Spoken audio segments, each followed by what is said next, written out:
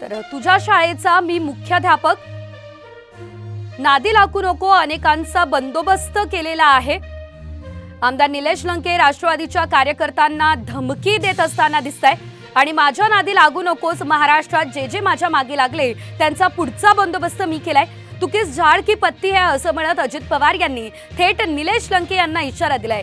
ते पारनेरमध्ये सुजय विखे यांच्या प्रचार सभेत बोलत होते आणि यावेळेस अजित पवार यांनी हा हल्लाबोल केला असल्याचं बघायला मिळालेलं आहे। अरे दिनेश बेटा,